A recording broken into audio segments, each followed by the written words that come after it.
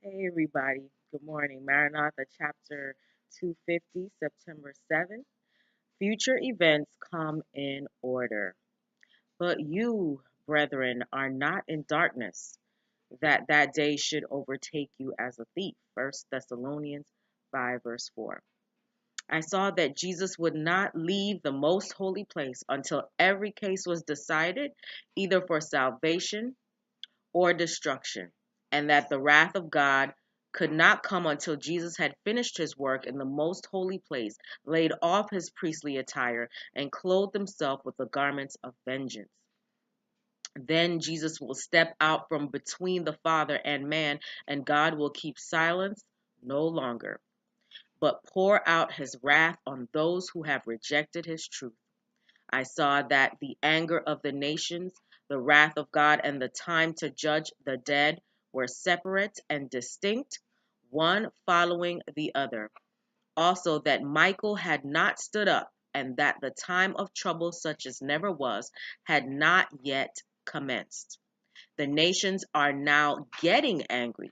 But when our high priest Jesus has finished his work in the holy sanctuary, he will stand up, put on the garments of vengeance, and then the seven last plagues will be poured out. I saw that the four angels would hold the four winds until Jesus' work was done in the sanctuary, and then will come the seven last plagues. These plagues enraged the wicked against the righteous. They thought that we, those who keep God's commandments, had brought the judgments of God upon them, and that if they could rid the earth of us, the plagues would then be stayed. A decree went forth to kill the saints, which caused them to cry day and night for deliverance. This was the time of Jacob's trouble. Have you read the story of Jacob when he was caught between his brother and going back and leaving Laban? Then all the saints cried out with anguish of spirit and were delivered by the voice of God.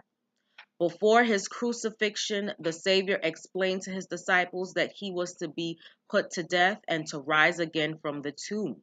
But the disciples were looking for temporal deliverance from the Roman yoke, and they could not tolerate the thought that he, in whom all their hopes centered, should suffer an ignominious death.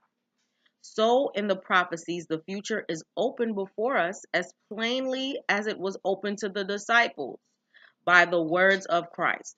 The events connected with the close of probation and the work of preparation for the time of trouble are clearly presented. But multitudes have no more understanding of these important truths than if they had never been revealed. Let us study to show ourselves approved. Have a great day today. Maranatha.